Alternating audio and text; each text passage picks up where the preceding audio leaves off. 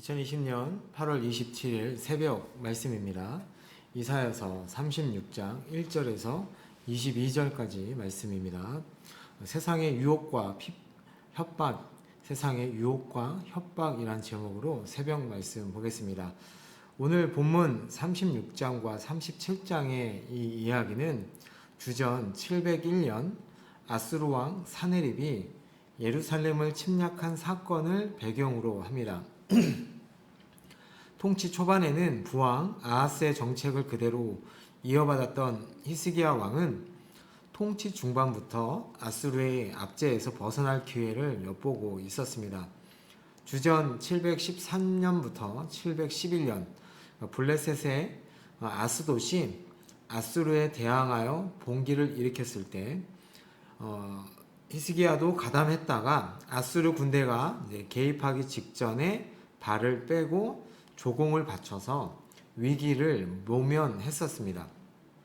705년에 아수르 왕 사르곤이 죽고 그의 아들 사네립이 보좌에 오르는 권력 교체기에 아수르 제국의 남서쪽에서 다시 봉기가 일어났고 히스기야는 이번에는 아주 적극적으로 그 봉기에 참여합니다. 아수르에 바치던 조공도 중단하게 되죠.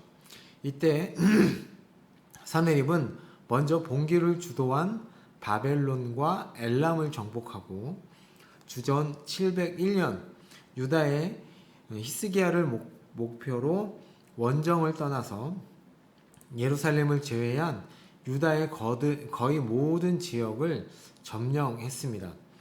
이때 당시 자료에 의하면 사네립은 46개의 요새로 된 성읍을 점령하고 히스기야를 새장에 갇힌 새처럼 완전히 고립시켰다라고 얘기하고 있습니다. 이때가 오늘 본문 1절에 히스기야 왕 14년 때입니다. 사네립은 라기스에서부터 랍사게를 협상 대표로 예루살렘에 파견합니다. 이 랍사게는 사람의 이름이 아니라 특사라고 생각하시면 됩니다. 그러니까 세상 나라의 특사라고 할 수 있죠. 이 랍사게가 대군을 데리고 와서 윈못 수도견 세탁자의 밭 큰 길에서 예루살렘의 3명의 사람과 만납니다. 이 랍사게가 할 일은 히스기야를 종용해서 항복을 받아내려 온 것입니다. 이 랍사게와 만난 세 사람은 힐기야의 아들 엘리야김 그리고 셈나 요아라는 세 사람입니다. 그런데 이들이 만난 장소가 어디인가 하면 윈못 수도교 세탁자의 밭 큰 길입니다. 이곳은 이사야가 아들 스알야습과 함께 히스기야의 아버지 아하스를 만나서 여호와의 말씀을 전달한 곳입니다. 이곳에서 아하스는 이사야의 신탁을 거절하고 아수르를 의지했었습니다. 그런데 바로 오늘 그곳에서 그 자리에서 아수르 군대에 의해서 포위되는 모습을 저희가 지금 보고 있는 것이죠. 이곳에서 오늘 랍사게가 연설을 합니다. 자, 4절을 보시면 히스기야 너가 믿는 바 그 믿는 것이 무엇이냐 라고 합니다. 그러니까 너가 믿는 것 그것은 허상이다. 허상이 아니냐 라고 질문하고 있죠. 입술에 붙은 말로는 승리를 거둘 수 없다. 전쟁은 입으로 말장난하는 것이 아니야. 계략과 용맹이 있어야 싸움에 이길 수 있는데 너는 히스기야 너는 말만 하는구나 라고 얘기하죠. 그러면서 히스기야가 의지하는 애굽에 대해서도 얘기합니다. 애굽은 몸을 의지하는 자에게 치명적인 상처를 입히는 부러진 갈대 지팡이에 불과하다라고 6절에 말하고 있죠. 이 주장은 이사야 선지자의 주장과 아주 비슷합니다. 그렇다고 아수르를 의지하라고도 이사야 선지자는 얘기 안 했었죠. 둘 다 생존을 보장해 주지 않는다는 점에서 차이가 없습니다. 이사야 선지자는 오직 하나님 여호와만 의존하도록 경고했었습니다. 랍사게는 또 어떻게 얘기하냐면 종교적인 정책을 비판합니다. 우리 하나님 여호와를 신뢰하노라 하고 말하면서 왜 산당과 제단을 너는 헐어버렸지? 라고 얘기합니다. 왜 예루살렘 성전에서만 제사를 드려야 한다고 하지? 그거 잘못된 거 아니야? 라고 얘기하죠. 이 말은 히스기야의 성전 중심의 종교 개혁에 대해서 반감을 품고 있었던 종교 지도자들의 마음을 얻기 위해 한 말입니다. 히스기야의 종교 개혁에 지방에서 일하던 종교 지도자들은 격렬하게 아마 반대를 했을 것이고, 또 종교 개혁을 반대한 자들은 히스기야의 행동 때문에 하나님께서 자신들을 심판하고 있다고 생각하고 있었습니다. 이러한 정치적 상황을 잘 알고 있던 랍사게가 그것을 아주 중간에서 이간질하며 이용하고 있는 것입니다. 그리고 히스기야의 무능을 조롱합니다. 말을 탈 수 있는 자들이 있다면 2,000마리의 말을 주겠다고 합니다. 그 말을 가지고 전쟁할 군사가 야 너 없지 않느냐? 라고 얘기하죠. 병력도 거의 다 상실하고 예루살렘도 이제 고립되어 있어서 애굽의 병거와 기병만 바라볼 뿐 너는 아무것도 하지 못하지 않느냐라고 아주 조롱하고 있습니다. 너가 가진 군대로는 아수르 왕에게 속한 가장 낮은 군 지휘관 한 사람도 너는 물리칠 수 없다라고 얘기합니다. 이렇게 우리가 너희를 공격하는 것은 너희가 믿는 그 여호와의 의지를 따른 것이다 라고 조롱합니다. 야, 하나님께서 너희를 이렇게 심판하는 거야 라고 얘기하고 있는 것이죠. 이 말을 듣고 있는 세 명의 고관은 뭐라고 합니까? 이 말을 아람어로 우리에게만 말하시고 유다 말로는 백성들 앞에서 하지 말아달라고 부탁합니다. 이 랍사게의 말을 백성들이 듣게 된다면 그들이 정말 이렇게 생각할 것 같기 때문에 그렇게 말하지 말라고 얘기하죠.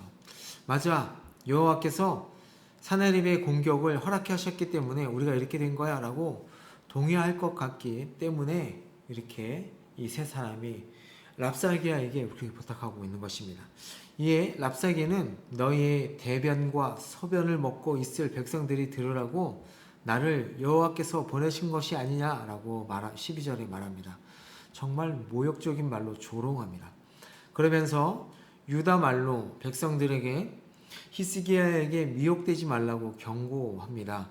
히스기야가 여호와께서 구해주실 것을 기대하지만 그것은 헛된 기대일 뿐이라 라고 14절과 16절에서 얘기합니다. 히스기야와 백성을 분리시킨 랍사게는 이제 예루살렘 주민들에게 항복을 권유합니다. 저항을 포기하고 예루살렘에서 나와 아수르 왕에게 복종하면 풍요롭고도 안전한 삶을 누릴 수 있다고 16절에 약속하죠. 이방 땅에서 잘 살게 해주겠다고 또 말합니다. 사내립이 여호와 하나님의 상대역으로 이제 등장하게 됩니다.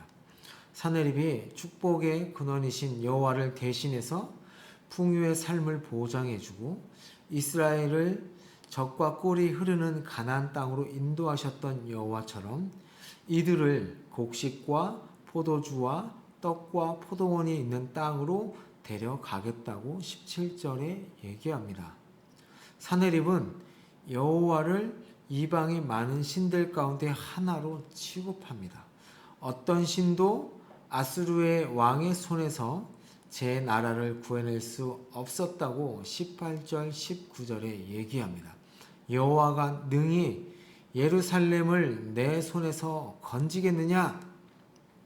이제는 히스기야를 넘어 여호와 하나님을 공격하며 사내립이 그 여호와보다도 뛰어나다라고 말하고 있는 것입니다. 상당히 교만한 말이죠. 이러한 말에 아무 대답도 하지 않고 옷을 찢고 이 세 사람은 히스기야 왕에게 나아가 이 말을 그대로 전하는 내용이 오늘 본문의 말씀입니다.